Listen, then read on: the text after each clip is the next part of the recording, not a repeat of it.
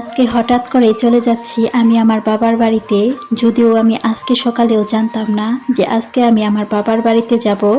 আর আজকে যেহেতু আমার মা বাবা আমাদের বাড়িতে আসছে, তাই কিন্তু আজকে আমি তাদের জন্য অনেক খাবারেরই আয়োজন করেছিলাম। বাবার বাড়িতে যাওয়ার পথে কিন্তু আমরা একটু মেলায়ও ঘোরাঘুরি করেছিলাম। সেই সব কিছু নিয়েই থাকছে আমার আজকের এই ছোট্ট ব্লগ ভিডিওটি।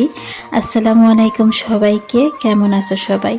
আশা করছি সবাই অনেক অনেক ভালো আছো। আল্লাহর রহমতে আমিও অনেক ভালো আছি। তো আজকে যেহেতু আমার মা বাবা আমাদের বাড়িতে বেড়াতে আসবে, তাই সকাল সকাল তাদের জন্য আমি রান্না বাড়া করতেছিলাম।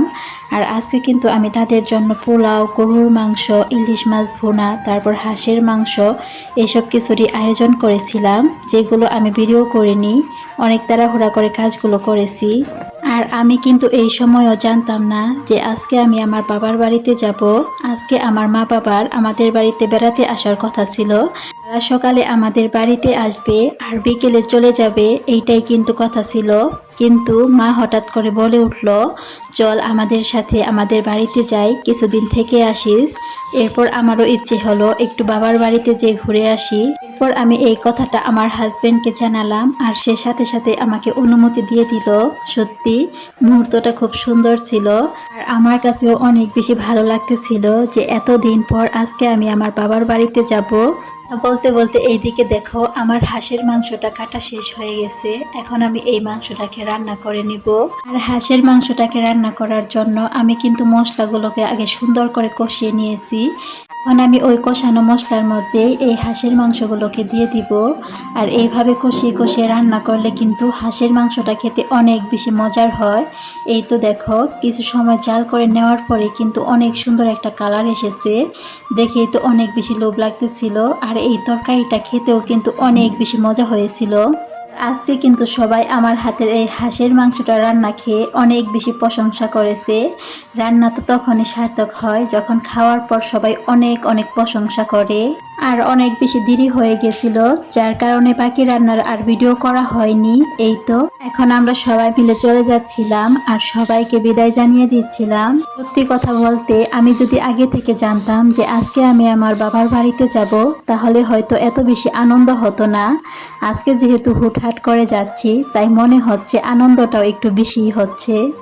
আমি আমার মা বাবার সাথে আমি আর আমার দুই ছেলে যাচ্ছিলাম। আর আমার হাজবেন্ড অনেক বেশি ব্যস্ত থাকার কারণে সে আজকে আমাদের সাথে যেতে পারলো না। আর আমার শ্বশুর বাড়ির এলাকাটা কিন্তু দেখতে অনেক বেশি সুন্দর। তোমরা শুধু দুই পাশের রাস্তাটা একবার দেখো, দেখতে কত বেশি সুন্দর লাগছে। আর এখন তো অনেক অনেক পানি হয়েছে, পানির কারণে দেখতে কিন্তু আরো অনেক বেশি সুন্দর লাগতেছিল। আর এইদিকে দেখো আমার কত ব্যাগ হয়ে গেছে। এই সব কিছু নিয়ে আজকে আমি আমার বাবার বাড়িতে যাচ্ছি। আর আমার ছোট ছেলে আমার বাবার কোলে বসে যাচ্ছিল, কিন্তু কিছুটা পথ যাওয়ার পর সে আর তার নানার কাছে থাকবে না। এখন সে কান্নাকাটি করে আমার কাছে চলে আসলো। এই কাহিনী দেখে আমার বাবাও একটু হাসতেছিল। এরপর এই তো দেখো আমার কোলে আসার পর সে কত বেশি খুশি। এরপর আমরা চলে আসলাম একটি বাজারের কাছে। এইখানে এসে আমার বাবা কিছু কাঁঠাল দেখতেছিল। এই কথা বলতে আমার বাবা কাঁঠাল খেতে অনেক বেশি পছন্দ করে। সে তো প্রতিদিনই প্রায় একটা করে কাঁঠাল খায়। তাই এইখানেও কাঁঠাল দেখে সে আর লোভ সামলাতে পারতেছিল না। কিন্তু এইখানে এত এত কাঁঠাল দেখে সে কোনটা রেখে কোনটা নিবে বুঝতেই পারতেছিল না। এরপর অবশেষে একটি পছন্দ করে কাঁঠাল নিয়েই নিল। আর আমাদের যে রিক্সা মামাটা ছিল সেও কিন্তু এইখান থেকে একটা কাঁঠাল নিয়ে নিল। এরপর আমরা বাড়ির উদ্দেশ্যে রওনা দিয়ে দিলাম। আর বাড়িতে যাওয়ার পথে কিন্তু এই বিশাল বড় মেলাটা ছিল। আর এইখানে কিন্তু অনেক অনেক জিনিস পাওয়া যাচ্ছিল, অনেক অনেক সুন্দর সুন্দর স্টল ছিল। এই তো বিশাল বড় বড় সাইজের দুইটা নৌকা ছিল। আর ছোট বাচ্চাদের অনেক খেলার জিনিসও ছিল। এইগুলো দেখে আর লোভ সামলাতে পারলাম না। এজন্য আমরা রিক্সাটাকে একটু দাঁড় করিয়ে নিলাম যে আমরা সবাই একটু মেলা দিয়ে ঘুরে আসি।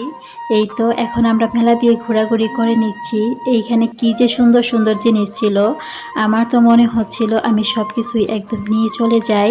এরপর আমরা ঘোরাঘুরি শেষ করে এখন আবার বাড়ির দিকে চলে যাচ্ছি। আজকের ভিডিওটি এই পর্যন্তই শেষ করতেছি। সবাইকে আল্লাহ হাফেজ।